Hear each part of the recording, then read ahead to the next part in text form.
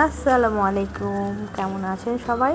আজ আমাদের দিনটা শুরু হলো একটু অন্যভাবে। আজ শুক্রবার, আর শুক্রবার সকালে নর্মালি সারা তারিখের বাবা বাজারে গিয়ে বাজার করে নিয়ে আসে। আজকেও তার ভিন্ন হয়নি, কিন্তু আজ সাথে আমি গিয়েছি। সাথে আমি যাওয়ার একটা কারণ আছে, কারণ এই বাজারটা সারা শরীফের বাবার সেরকম পরিচিত না, মানে জানি না সে এই বাজারটা কোন জায়গায়। কারণ এই বাজারটা আমাদের এলাকায় না, মানে দিনাজপুরে না, এটা হচ্ছে ঠাকুরগাঁওয়ের একটা বাজার, যেটা হচ্ছে পাইকারি বাজার। তো দুজনে মিলে চলে গিয়েছিলাম বাজারে। যদিও আমরা থাকি দিনাজপুরে, কিন্তু বাজার করছি ঠাকুরগাঁয়ে। এটা একটা ভিন্ন কারণ আছে, কারণ হচ্ছে আজ শুক্রবার আমার মামাতো ভাইয়ের আকিকা, সেখানে দাওয়াত খেতে যাব আমরা। তো আগের দিন রাতে কিন্তু আমরা ঠাকুরগাঁয়ে এসেছি, আর যেহেতু ঠাকুরগাঁয়ে এসেছি বাজারটা করা হচ্ছিল না, তাই ভাবলাম যে এখান থেকেই বাজার করে নিয়ে যাই। তাই তো বাজারে চলে গেলাম, আর বাজার থেকে এখানে একটা মিষ্টির দোকানে আসলাম বাসার জন্য কিছু মিষ্টি কিনবো। তো অনেক সুন্দর সুন্দর মিষ্টি ছিল, বিভিন্ন রকমের মিষ্টিগুলো দেখেই মনে হচ্ছিল সবগুলোই একদম ফ্রেশ।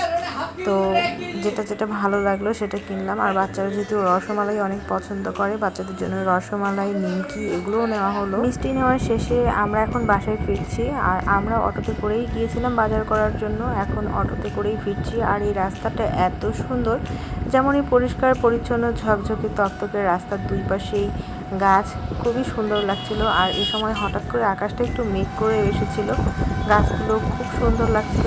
বাজার করার পরে আমরা কিন্তু এখন ফিরে যাচ্ছি আপুদের বাসায়, কারণ আমরা কিন্তু গতকাল রাতে আপুর বাসায় এসেছি। আপু বারবার ফোন দিয়ে বলছিল যে আমরা যেন ওদের বাসায় আসি আর একসাথে যেন দাওয়াত খেতে যাই।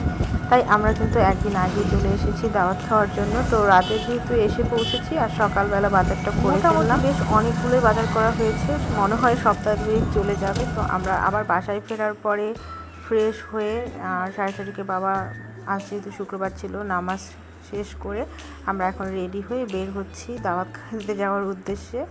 এই যে মোটামুটি সবাই রেডি, আমরা এক এক করে বের হচ্ছি। বাসার সামনে আপু অনেকগুলো গাছ লাগিয়েছে, সেগুলোই আমাদেরকে ঘুরে ঘুরে দেখাচ্ছিল। এখানে একটা গাছ লাগিয়েছে, যে গাছটার নাম নাকি ব্লিডিং হার্ট। যদিও আমার কাছে এই ফুলটা একদম অপরিচিত, গাছটা দেখতে বেশ ভালোই লাগলো। আর আশেপাশে আরও অনেকগুলো গাছ আছে এই জায়গাটাতে, কিন্তু এর আগেও আমি বেশ কয়েকটা ভিডিও দিয়েছিলাম। এই যে আমাদের ছোট্ট বাবুই পাখিটা বের হয়ে গেল। এর আগে সায়র সহ এসেছিলাম, সায়র যেহেতু কাঁচা আম খেতে অনেক পছন্দ করে, গাছ থেকে পেড়ে আম কেটে খেয়েছিল। আমরা সায়রকে সবাই অনেক মিস করছিলাম। আর কিছুক্ষণের মধ্যেই আমরা চলে আসলাম আমার মামাতো ভাইকে দেখতে, যার আজ আকিকা।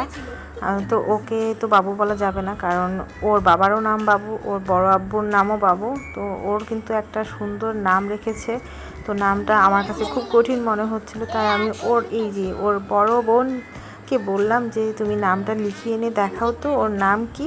তো ও খুব সুন্দর করে নামটা লিখে এনে দেখালো। আর এত মিষ্টি আমার মামাতো বোনটা, ও খুব সুন্দর হেসে হেসে মজা করে কথা বলছিল।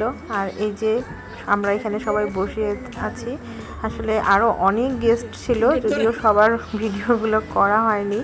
এরপর আমরা বাসায় চলে আসলাম। এখানে সম্ভবত এই ভিডিওটা শারিক করেছে, ওরা ভাই বোনেরা খেলাধুলা করছিল।